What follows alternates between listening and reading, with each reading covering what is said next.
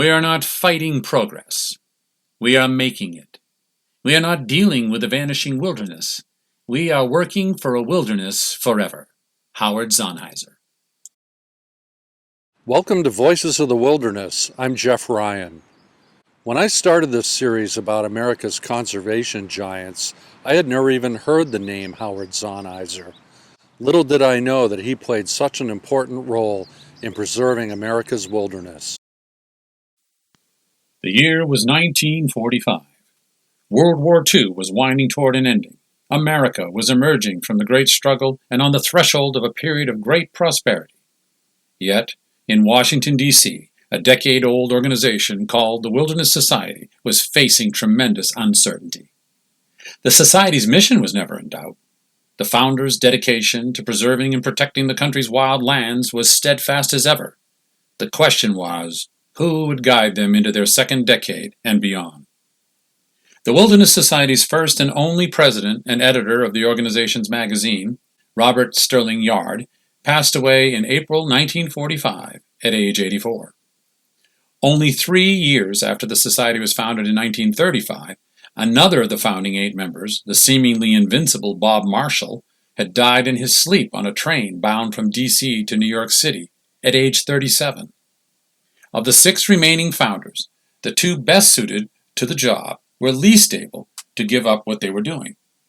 Ernest Oberholzer was living in the wilds of Minnesota on Mallard Island, waging an effort to preserve what would later become known as the Boundary Waters Canoe Area Wilderness. Living on his remote island, he orchestrated the successful campaign to preserve much of the Quetico-Superior Lake area. Aldo Leopold was living in Baraboo, Wisconsin, where he and his family had restored a shack, were experimenting with prairie restoration, and where Leopold would find inspiration for developing his land ethic and his influential book of essays, A Sand County Almanac. 2 of the other founding members were also too busy to take on the role of president. Bernard Frank was active in 4 other conservation associations. Harvey Broom was pouring most of his efforts into protecting the Great Smoky Mountains near his Tennessee home, and would become the Wilderness Society president in good time. Thus, 66-year-old Benton Mackay, the man who came up with the idea for the Appalachian Trail in 1921, became the second president of the Wilderness Society in 1945, a job he would hold for the next 5 years. Benton Mackay was a prolific writer and idea man, but unlike his predecessor, Robert Sterling Yard, who had been hired to be the first publicist for the National Park Service, Mackay's writing style was conducive to creating scholarly books and treatises, not spearheading and editing a quarterly publication.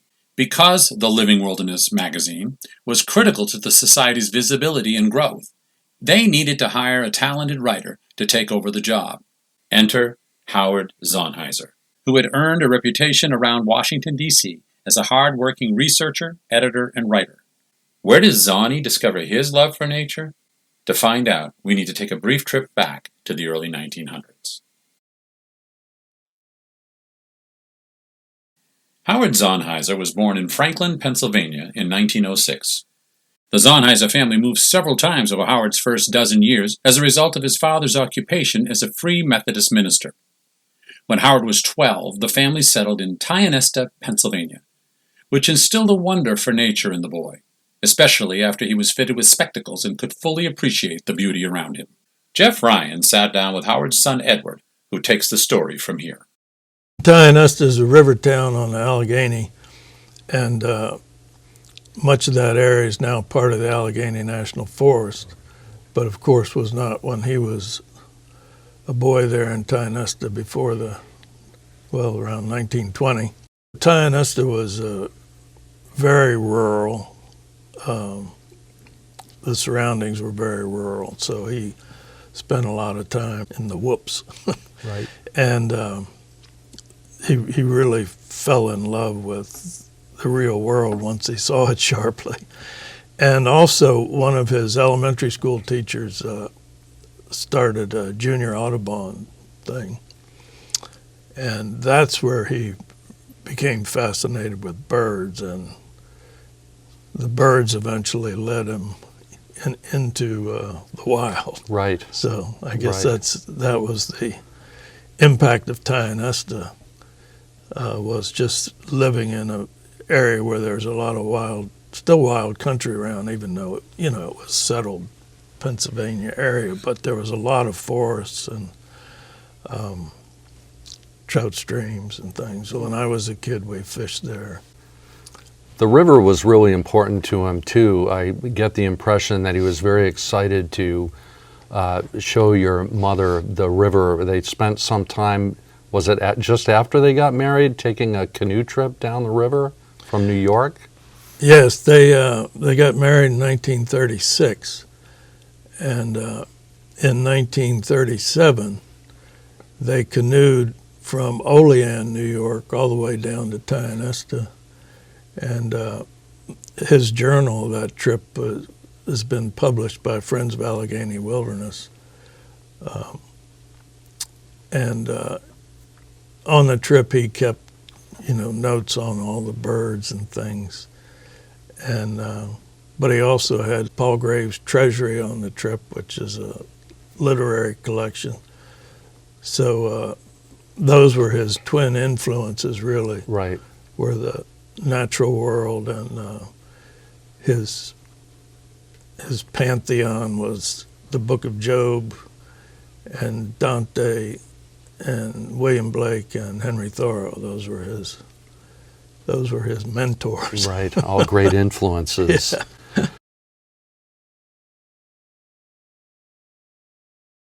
Well, speaking of literature, your home was floor to ceiling with books, and your father could scarcely pass a bookstore without browsing or buying. Well, he was such a book junkie that in George Friend's bookshop on 9th Street in D.C., every time I went, I got a free book because George Friend wanted me occupied, Right. He'd say, "Oh, Edward," he says, "I got a book here I think you'll like." And so he would take me over to the shelf and pull it off. It was obviously pre-selected. And so I would start reading this book, and he said, "Oh, well, you can take it home. You can take it home." Just to pacify me so my father could concentrate on buying books.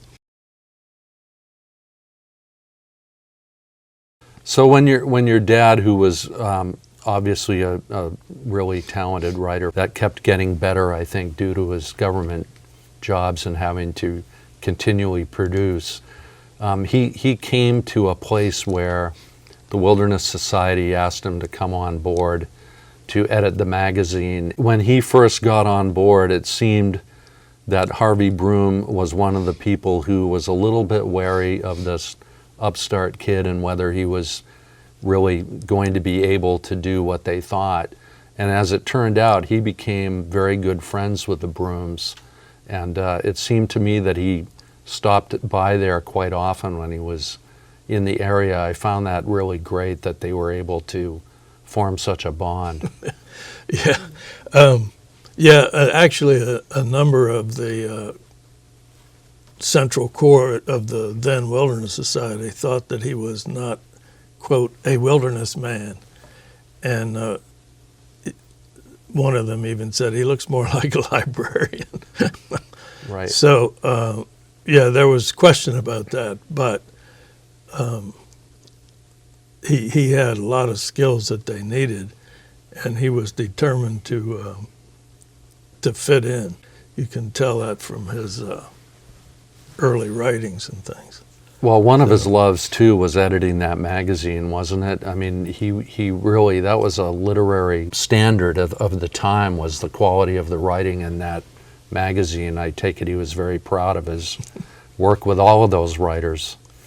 Yeah, it's amazing. He did that quarterly magazine with his left hand, doing what today there's a big membership department and there's this department and that department. He was the Washington office initially with a half-time secretary. Right.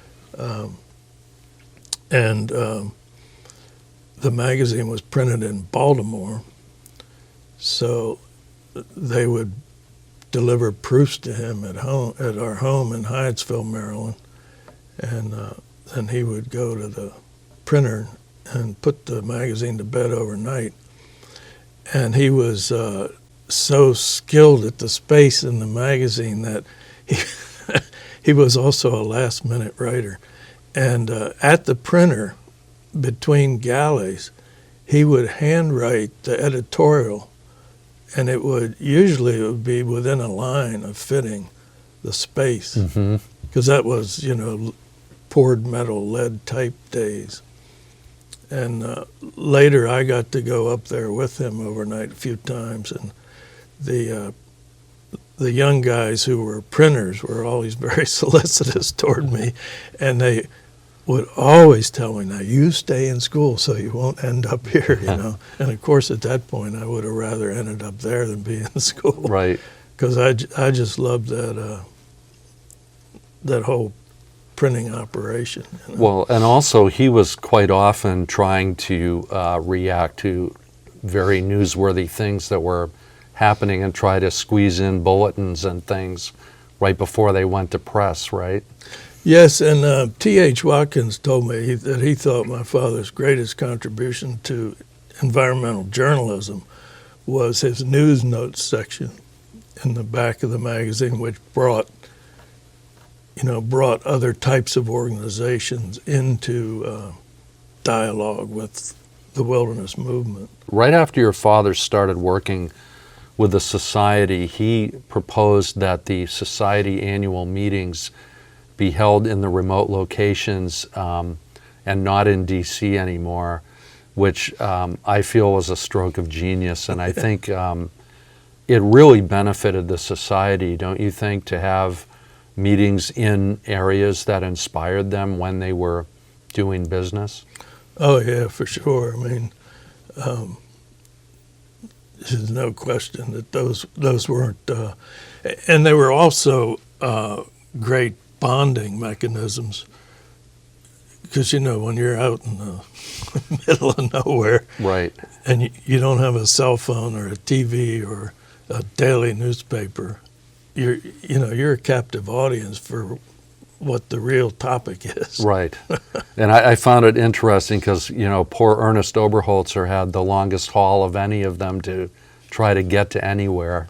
He was successful in having at least one meeting up there on Rainy Lake, but it's some of the letters I felt for him when he said, gee, it's quite a haul for me to get to Moose, Wyoming from International Falls. You can't get there from here. Ober was a real character. In 1956, we made a series of wilderness trips. My father had a contract with Alfred Knopf Publishers to do a book on wilderness family camping. So we all had to keep journals on these trips. And my father's journal, this I learned years later, stopped partway through the trip because he was having a lot of health problems on the trip that my mother was aware of, but we kids didn't really catch that he was having so many problems. And I don't know but his journal just stops, but my mother's kept on. So for her, I believe 80th birthday, my sister and I, and my sister's husband made her journals up as a record of that trip, and we used the title that had been supposed to be the title of the book, which was Ways to the Wilderness. So there is a nice record of that trip. The very end of that trip for us was at Rainy Lake and Mallard Island for the council meeting that summer. Right. For the Wilderness Society. And so that was when I got to experience Oberholzer's Island.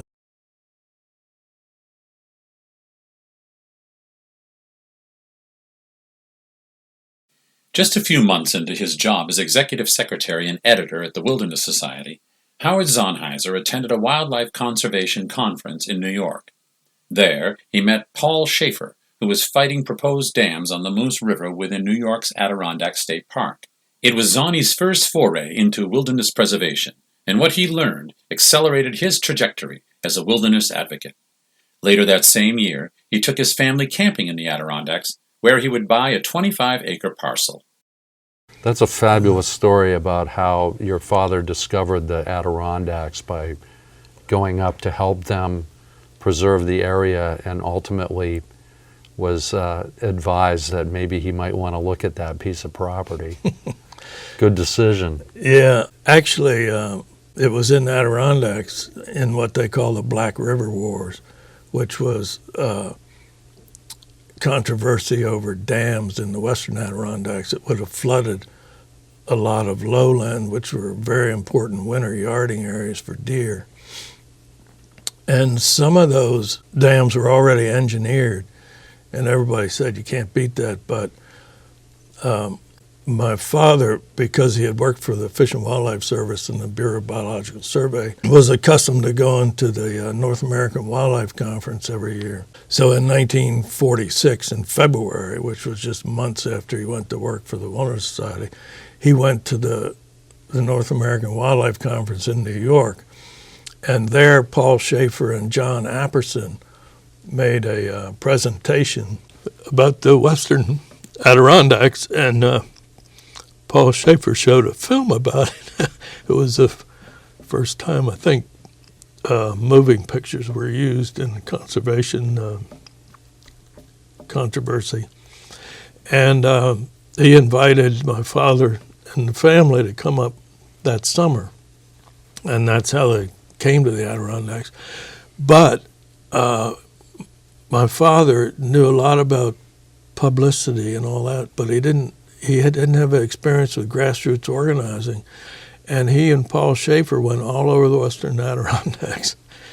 And actually, Schaefer had learned from Apperson, how to wake them up. Right. That was Apperson's motto. We will wake them up. So they trekked all over the western Adirondacks, and that was really the training for the Echo Park. Right. And Echo Park was the training for the Wilderness Act. 5 years into his tenure at the Wilderness Society, Howard Zahniser and others who cared deeply about America's wild and scenic places became increasingly aware of the threats to their existence. When they discovered that even places already designated as national parks or national monuments were endangered, they mounted a campaign to save them before it was too late.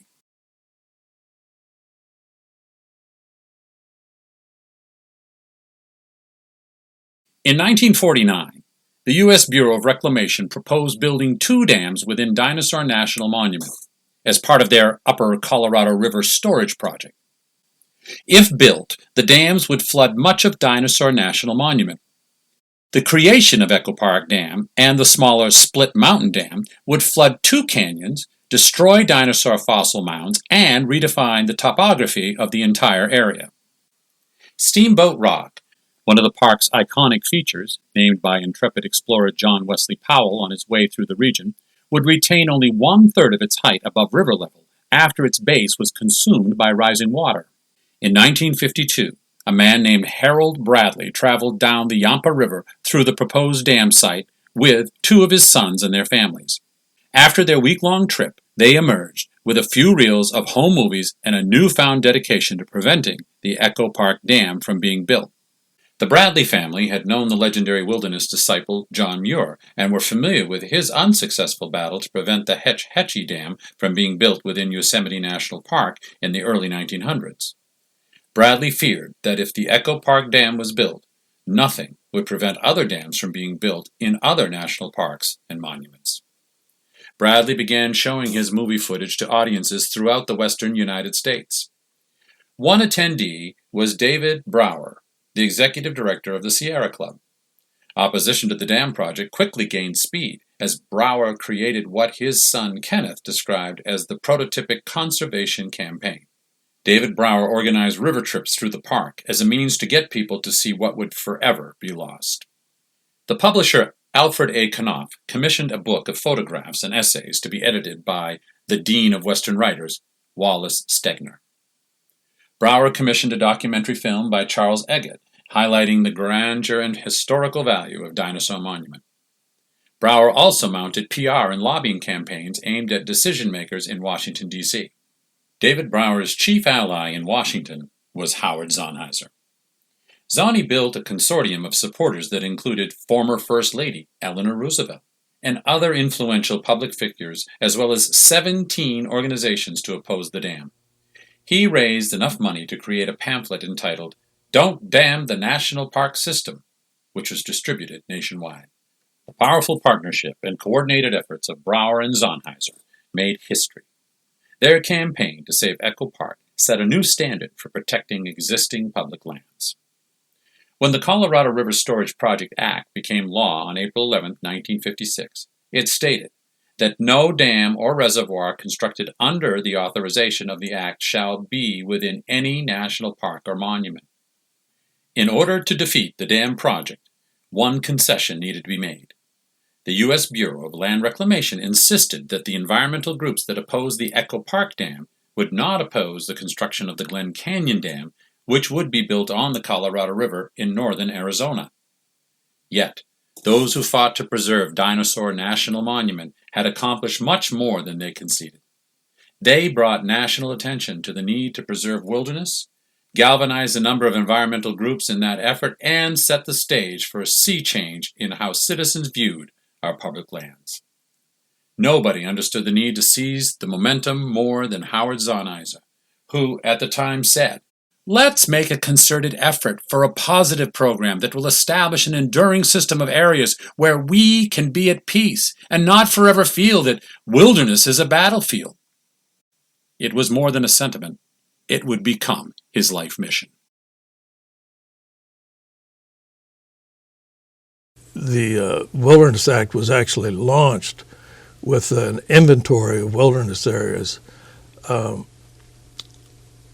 My father got a congressman from Ohio, which is not a big wilderness state, to request from the Legislative Reference Bureau an inventory of wilderness and wild areas in the United States. And of course, that was just a ploy to put it into Ernest Griffith's hands. Right.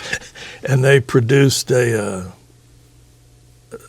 study it's like a 5x7 booklet that's about 3/4 of an inch thick, an inventory of wildland areas, and that was the first thing that he shopped around Congress, Right. To get the ball rolling. He learned a lot from Ernest Griffith about how a bill passes. In fact, we had a diagrammatic book at home on how a bill becomes a law. Wow.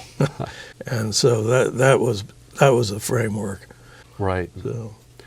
Well, that ties in with the passage of the Wilderness Act and how his great skill in listening and in sort of imparting the different ways the Wilderness Act was important to various constituencies really amazes me. that when the bill went to final vote, there was one vote cast against it, speaks volumes.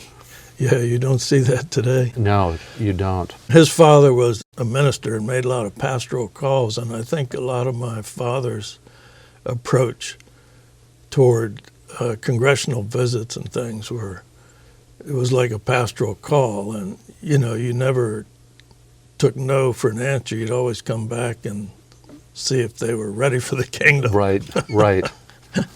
Well said. And I think there's a quote that he made, I think that was really important. One of his greatest contributions, I think, is that he made a connection between the wilderness not being a place that we escape to, but a place that we make connection with.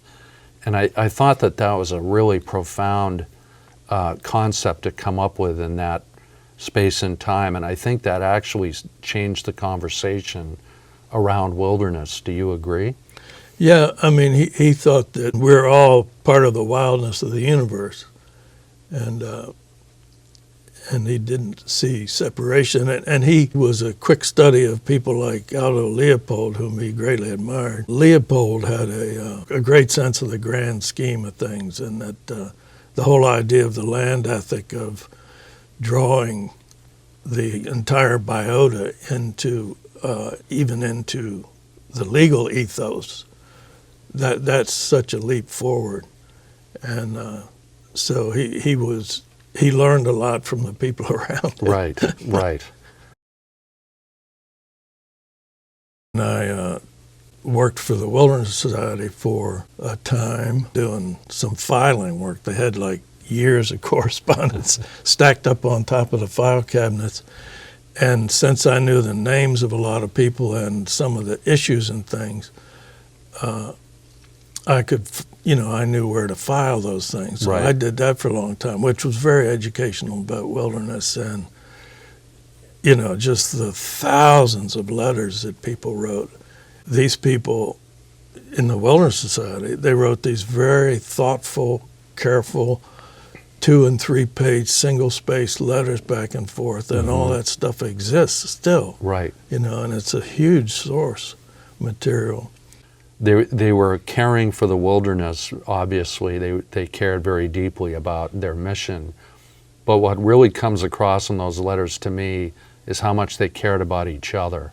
They were very, almost every letter ends with say hello to your wife and kids, or we hope we get to see you next Christmas or whatever. And it's a wonderful aspect of that time period and that organization, I think. Yeah, you mentioned the Brooms and my father's attention to them. They had no children, so we had no grandfather. By the time I was born, both of my grandfathers were actually long dead. And so Harvey and Ann became grandpa and grandma. Right. So, and we would visit them down in Tennessee, and at that point they had a cabin in Cobble's Hollow that was later became part of the Smokies Park when it was expanded. Right. And so we spent time with them both in Washington and in Tennessee. So, and they were great, gentle people. From the outset, Howard Zahniser expected pushback against the Wilderness Act because various agencies feared that the new law would adversely affect their management of existing lands. Mining, timber, and petroleum interests had their own objections. But Zahniser soldiered on, often putting in 20-hour days as he slowly built federal agency and bipartisan congressional support. Your father's faith must have played a role in overcoming despair during that long march, because they went through, I think he went to something like 19 hearings or more, and had all these iterations of the act, and there was a lot of discouragement or potential discouragement along the way. What do you think bolstered him? Well, again, it was that kind of pastoral view of what was going on. In religion, there's a sense of the eschaton, the end times, So. But he kept soldiering on. With his multi-pocketed, he had a special jacket designed with pockets sewn inside. Yeah, in Georgetown, which wasn't at all like Georgetown, the part of Georgetown, part of Washington, D.C. today, but there was a tailor named Esai Silas, really cool guy. And so he made these jackets for my father that had big pockets inside them. And when I was young, I could barely lift his suit coats when he came home from work, because he'd always have a lot of Wilderness Bill propaganda in the pockets. But he also would have, usually in one pocket, like a Dante or a Thoreau or a Blake, Right. And a lot of his books had DC Transit bus transfer bookmarks, because they didn't have money to ride a cab in those days. Right. So when he went down to the hill or such, he'd take the bus, and so lots of his books had bookmarks that were DC Transit passes.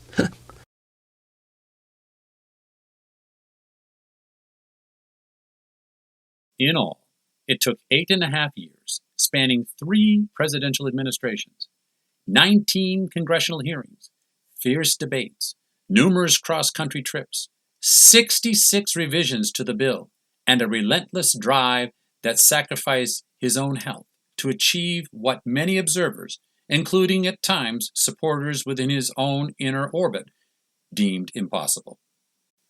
Yet it is paramount to understand that it wasn't just hard work that brought squabbling parties to the table. Howard Zahniser's heartfelt views concerning the connection between wilderness and humanity appealed to our greater sense of purpose as individuals and as a nation. Far from being an us versus them proposition, Zahniser's view that we are not fighting progress, we are making it, and that America must designate and protect wilderness areas in the interest of our greater good was compelling enough to engender nearly unanimous interagency and congressional support. It is a testament to Howard Zahniser's perseverance and character that it was so.